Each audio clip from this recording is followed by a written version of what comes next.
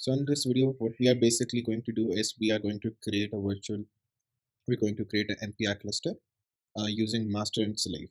So basically I've already created master one and slave one. I have installed Ubuntu on this. And what we are going to do is, first of all, after the installation, we will actually power it off like I have already done.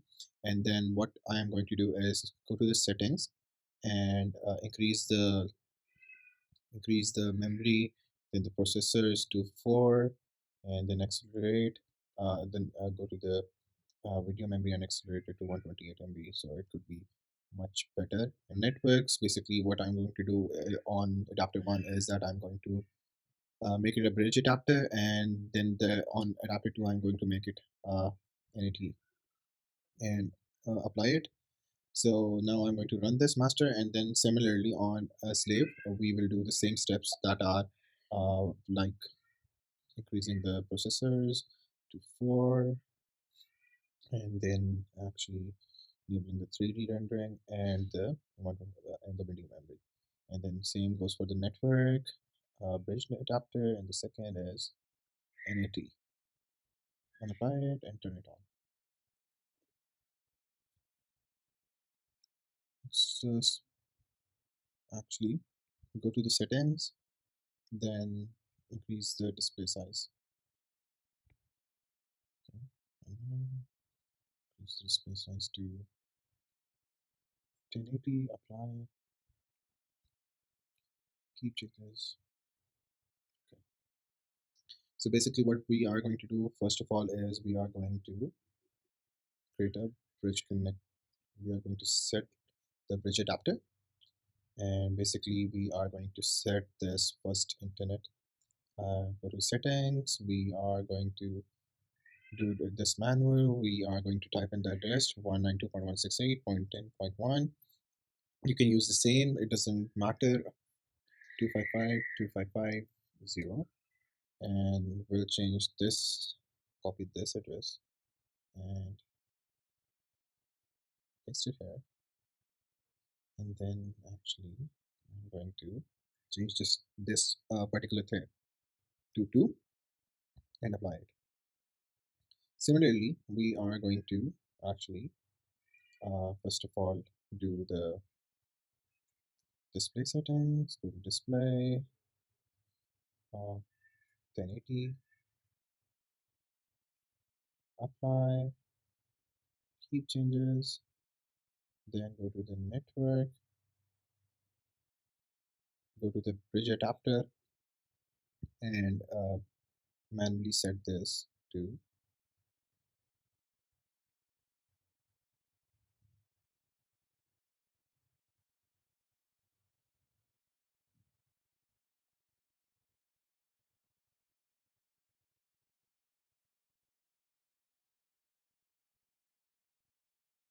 Okay, for some XYZ reasons, my slave has actually stopped working, so we would start, power it off, then restart the slave.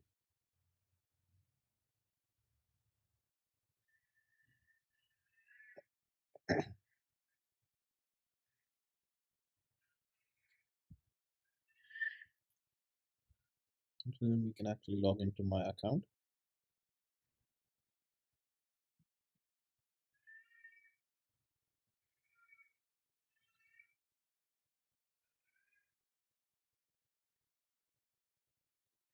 Yes. Now we can go to the bridge adapter settings and manually set the IPv4, which is 192.168.10.3. Master is on 2, and this would be on 3. Then we can use 255, 255, 255, 0. And the gateway would be 192.168.10.1. This would be same as of the master, and then we would apply it. So now basically we can actually ping master and slave. We should be able to ping it, and we would open the terminal, and we would actually like to ping 192.168.10.2, which is master. We will ping it from the slave.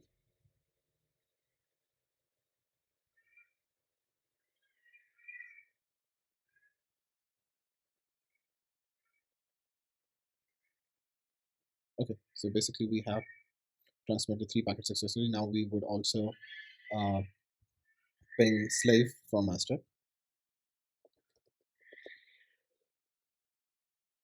and in a similar way, ping 192.168.10.3 C3, and we can now set up the hosts file, which actually let the system know that what IP is what, which is host sudo nano etc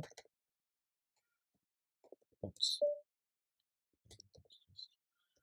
Yes, and 1234 is the password. Uh, then we would 192.168.10.2 is for the master. 192.168.10.3 is for the slave. Why?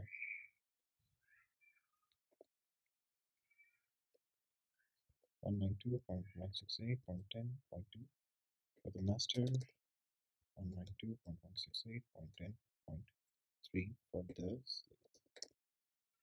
And save it. Similarly, as we can see, 3 packets transmitted to the slave, and then we are going to do the similar command sudo etc sudo nano etc. 1234 is the password. We are going to save this 192.168.10.1.2 for the master and 192.168.10.3 for the slave, and save it. So basically we have saved the host file. Now we would actually install the NFS NFS client, NFS server on master. Install get install NFS server, and yes, we are going to install it. Then we are going to use sudo apt-get install uh, NFS client and install it.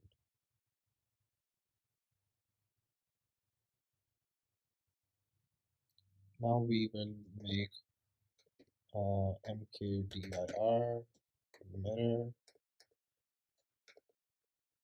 and similarly we are going to make mkdir mirror on both sides.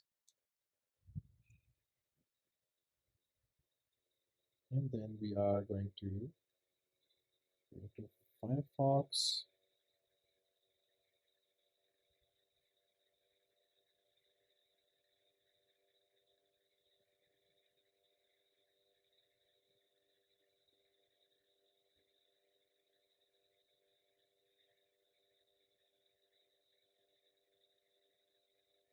and then we are going to complete it.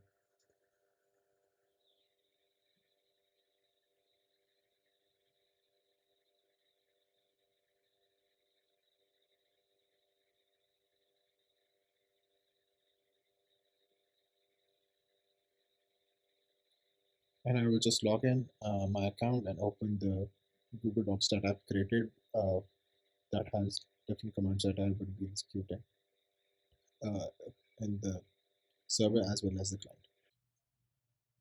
So basically now what we are going to do is actually uh, on slave and master run. So on master, what we are going to do is after the installation of NFS server on master and NFS client on this slave, we are going to actually on master we are going to actually insert this file permissions access to the folder that is mirror, and save it 1234, and then we are going to restart the kernel for the NFS. So as it has restarted successfully, this would give no output actually. So it has successfully restarted. Then we will be making a folder in our file and sample file format, slave, paste it, and then in uh, slave, in slave, we are going to actually mount the mirror directory of the master.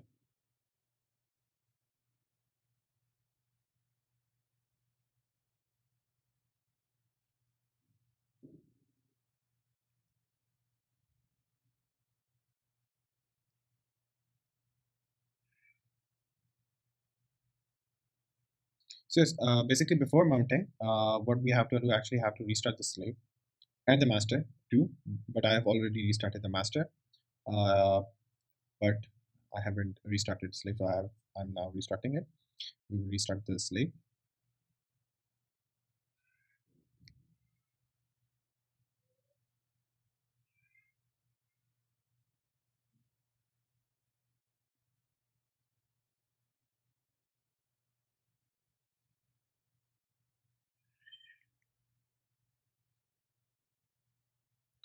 So yes.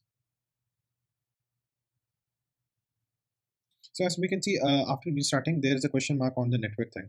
So to fix this, we have to first of all turn off the bridge connector and then also the NAT adapter. After turning both off, what we have to do is actually turn off the NAT adapter first so that it connects to the internet, and then we have to actually turn on the bridge adapter to communicate between the master and slave. And now I'm going to open the terminal and actually try to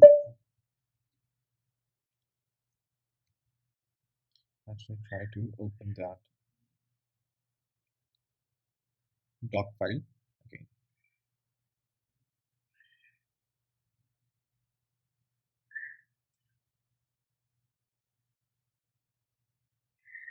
Okay. So we are going to try to mount the.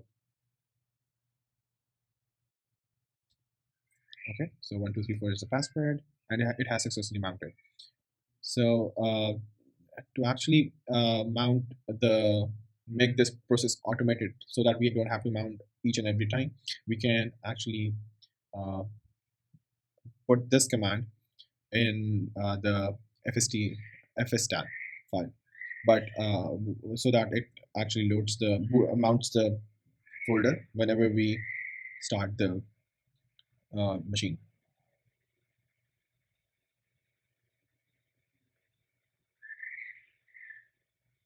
Okay, so we have actually automated it. Now we will install the uh, open server, OpenSSS server on both the machines.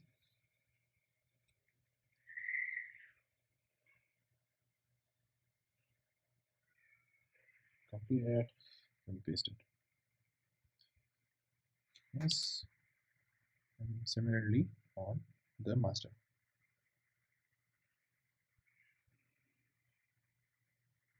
Yes.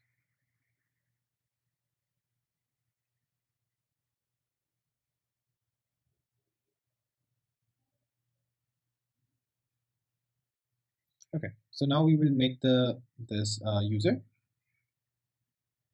which is MPI user, and create a password which is 1234, 1234, then enter, enter, enter, and enter, and yes.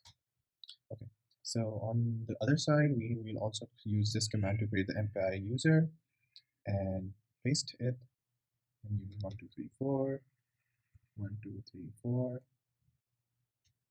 enter, enter, enter, enter, enter, and yes. And then we will use the sudo chown MPI. We will actually give the ownership of mirror to the new user, mirror, and this is supposed to be done only on the master. Then we will log into the Okay, give it the password 1234. Then we will use this SS keygen. This will generate the file. We will hit enter, enter, and enter, and then we will go to the directory which is cdss.ssh, and then use this cat command. Okay, and then we will install the builder extensions and MPI. We would use a new window for that, which is this one, and then install all of the dependencies we need for the MPI. Paste it. 1234 as a password. We will say yes, and simultaneously on the other side, we will do the same.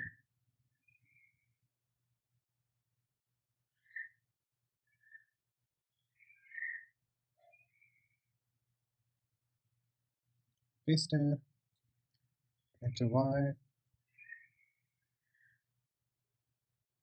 use the MPIs, also install the MPIs.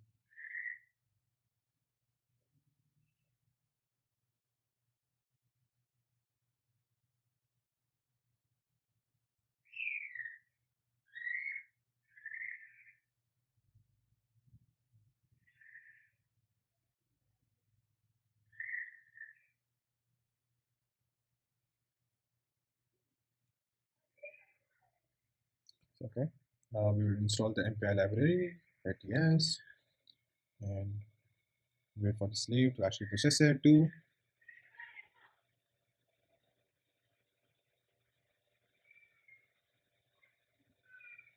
Okay, and install this on the other side too, on the slave too. Okay, so we will be making the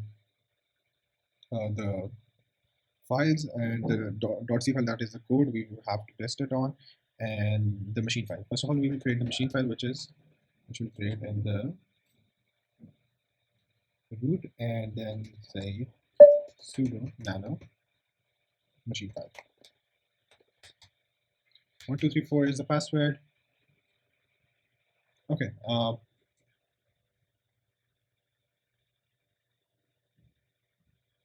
So we did actually give the actually let me check it again. Okay, sudo chl mpi miller.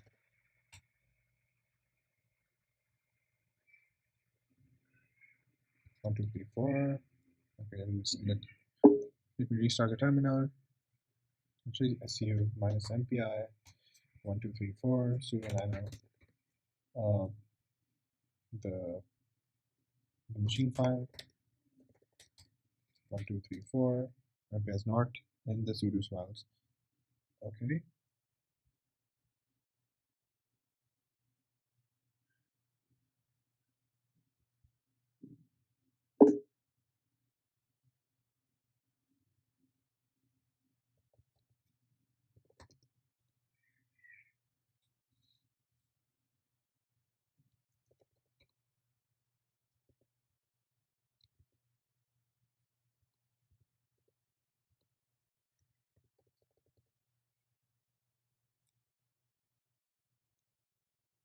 One, two, three, four is the password. Give the password, then we would actually try to install the 1234 is the password.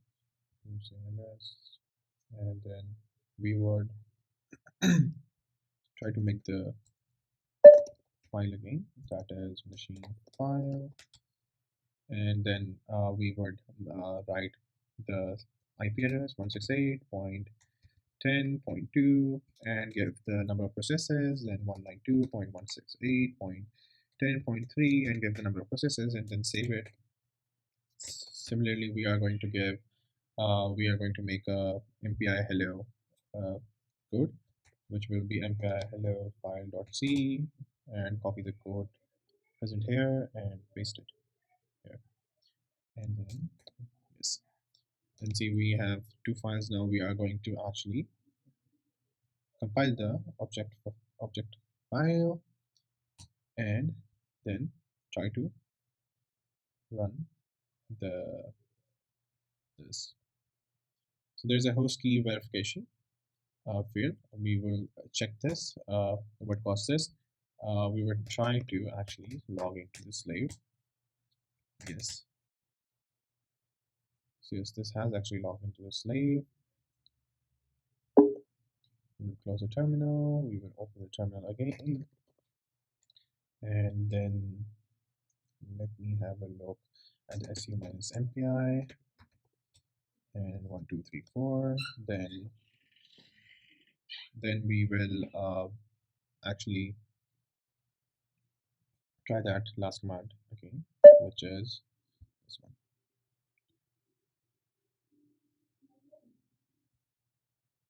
Paste it.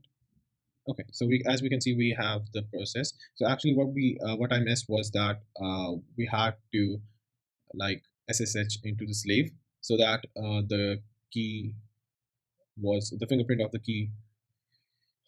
We could verify it and save it in the SSH.